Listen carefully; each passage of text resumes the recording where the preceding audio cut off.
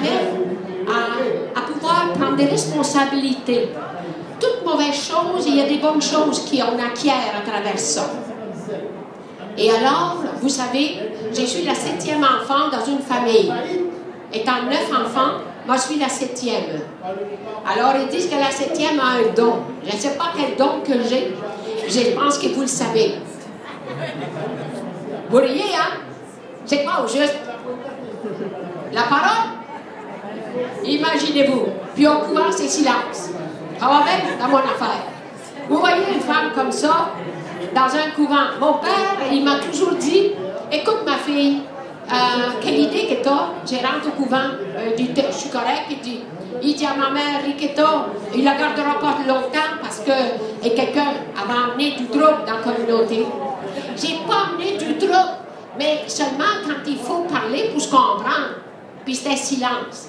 Entre vous et moi, là, c'est-tu mieux que tu regardes quelqu'un qui te regarde la tête aux pieds, qui dit pas un mot? Ou quelqu'un te dit, mon Dieu, aujourd'hui ta joue est courte, hein? Tu as engraissé, hein? Ah, regardons. Hein? Qu'est-ce que t'as? Qu'est-ce que t'as? Qu'est-ce que t'as? Je l'ai appris, ça. Mais moi, je me disais, c'est pas ça que c'est important. Important, c'est que toi, tu vis. Qu'est-ce que tu apportes en toi, en toi-même dans tout ça. Et c'est ça, aujourd'hui, dans les salons des livres, dans une biographie comme ça, c'est quelque chose que tu vas écouter, que tu ne peux pas parler en parole, mais par écrit. Alors, vous voyez, la femme d'hier et la femme d'aujourd'hui. La femme d'aujourd'hui, c'est une femme qui croit à ce qu'elle fait. C'est une femme qui se dit, ah, Angèle, qu'est-ce qu'elle fait donc? Où est-ce qu'elle est là? Alors, quand j'arrive au couvent, parce que je suis au couvent, ils m'ont mis à la maison mère pour me garder mes allées et venues. C'est bien, comme ça, ils m'ont à l'œil. L'autre matin, j'ai fait exprès, je suis partie 1 heure plus tard que d'habitude, hier matin. Bien, il y a des sœurs qui ont su, ils dit, vous êtes partie tard aujourd'hui. Et j'ai dit, vous m'avez à l'œil. Et voilà, c'est correct. Moi, je ne me dérange pas. Savez-vous ce qui est important dans tout ça et ce que vous allez apprendre dans ça? Vous allez apprendre une chose, qu'il faut vivre pleinement le moment présent. Le moment présent, c'est précieux. Même que vous allez entendre comment j'ai vécu, et vous savez combien de monde qu'il y a qui ont du cancer aujourd'hui, par exemple. Et puis, comment on vit ça, qu'on passe à travers ça. C'est pas toujours évident quand ils nous annoncent cette nouvelle. Non. Et quand on vous dit que vous êtes condamné, puis tu sais, tu penses que t'es bien. C'est une façon de voir les choses d'une façon tout à fait différente. Et moi, de ma part, j'ai dit, tu parles d'une histoire, toi? À qui il parle, donc lui, là? J'étais sûre que le médecin ne me parlait pas à moi, il parlait à quelqu'un d'autre, mais j'étais tout seul dans le bureau. Alors, c'est là qu'on voit qu'on a quelque chose de grand entre chacun de chaque être humain. On a quelque chose de fort qui dit, il ne faut pas se détruire. Il faut aller plus loin. Il ne faut pas prendre tout ce qui va mal chez soi. Envoie. La vie est importante. Et moi, dans ma vie, j'ai toujours dit, même à l'âge de 16 ans, que je quitte l'Italie, toute seule, dans un bateau. Mon Dieu que j'étais malade. Je pensais de mourir raide là. Et là, on traverse l'océan et on vit au Québec. Bon, alors quand vous allez voir ça, je suis arrivée, par exemple, à Halifax, on était 3000 Italiens qui arrivaient après la guerre. C'est pas parce qu'on voulait s'en aller. Moi, j'étais, bon, vous savez, quand on est jeune, là, on va toujours aller plus loin à chercher d'autres choses. Moi, l'aventure dans ma tête, c'était, je vais découvrir d'autres choses. J'ai toujours dans ma tête aller toujours plus loin, toujours découvrir. Que ce soit dans la gastronomie, que ce soit dans l'histoire. Et j'accompagne beaucoup de personnes à l'étranger, des Québécois. Je pense que j'en ai emmené à découvrir le monde des milliers. Et la chose plus importante que je constate, c'est que même dans la cuisine, dans la gastronomie, je me rappelle, j'ai fait le premier salon agroalimentaire au Québec. Puis, il y avait une genre de charrette avec les légumes qu'on cultivait dans le temps. Puis aujourd'hui, qu'est-ce qui arrive? Qu'est-ce qui nous manque au Québec? On est le cœur de la gastronomie dans le monde, parce que ça arrive de partout, et on a appris à développer au Québec aussi. Alors, pour moi, c'est vraiment quelque chose de grand. C'est quelque chose qu'on commence à découvrir nos valeurs. Pas rien que les miennes, mais les vôtres. Et ça, c'est important. Parce que si je suis dans la société, vous savez, les Sœurs Notre-Dame du Bon Conseil de Montréal, dans laquelle je fais partie, vous connaissez peut-être pas la communauté, mais c'était fondé par Marie Jarret-Lajoie. C'était la tante de Paul Jarret-Lajoie, ministre de l'Éducation. C'était des femmes de grandes valeurs, d'une culture dans le temps. Je vais vous donner juste une petite parenthèse comme ça, qui m'a frappée. Quand on a fêté le 80e anniversaire de la communauté, Marie Jarret-Lajoie, c'était une femme c'était la première femme bachelière en service social de l'Université de Montréal.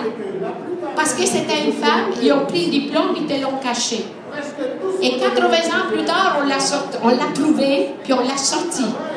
Vous dire que c'est des femmes qui sont impliquées au Québec. Et puis qu'on a voulu donner des valeurs. Moi, j'aime beaucoup les hommes, c'est reconnu.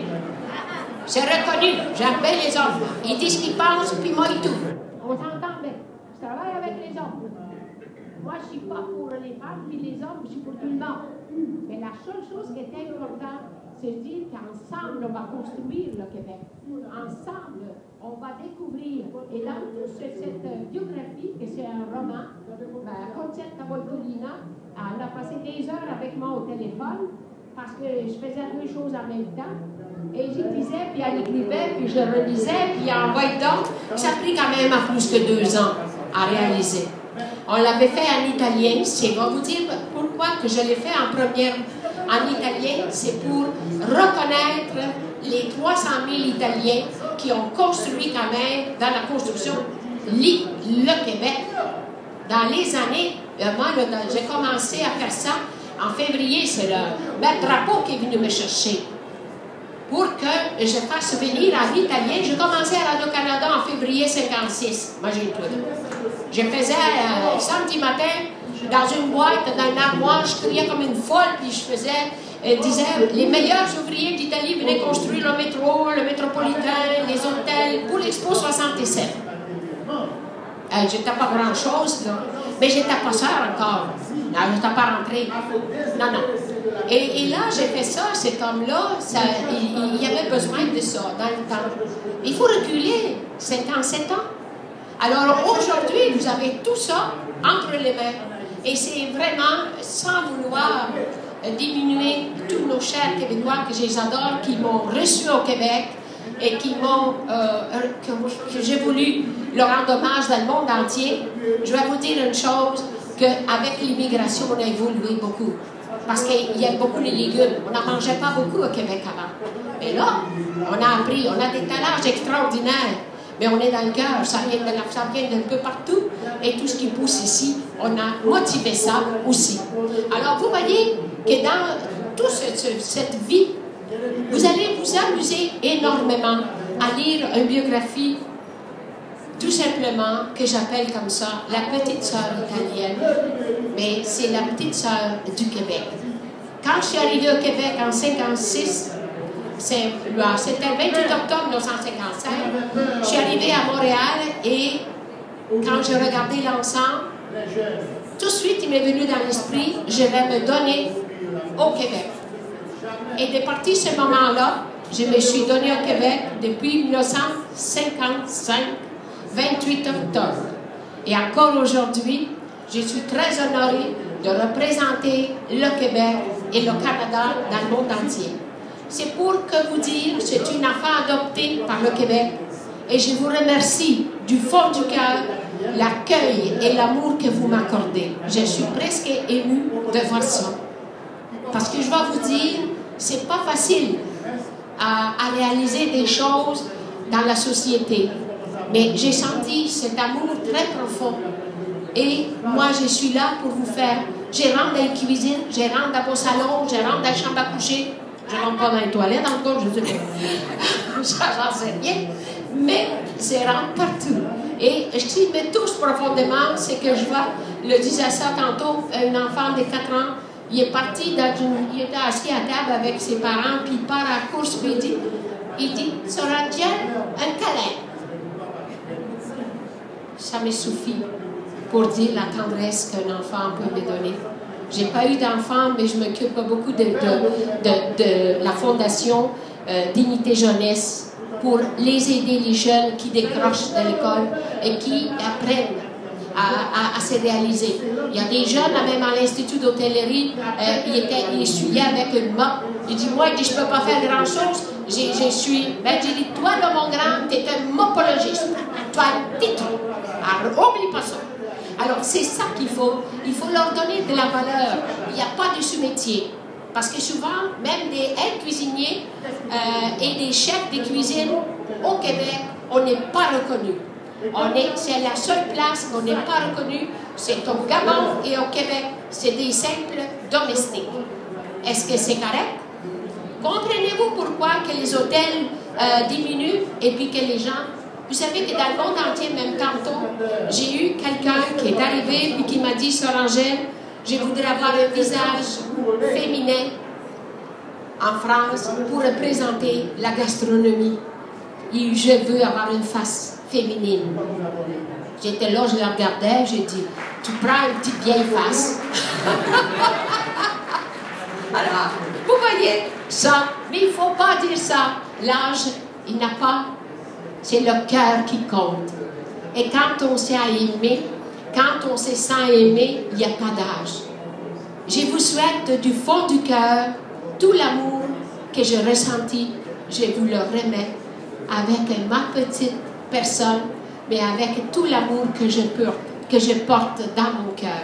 Je vous aime beaucoup et je vous souhaite un bon salon du livre, que chacun puisse réaliser leurs rêves, que ce soit dans les écrits, que ce soit, quel que ce soit.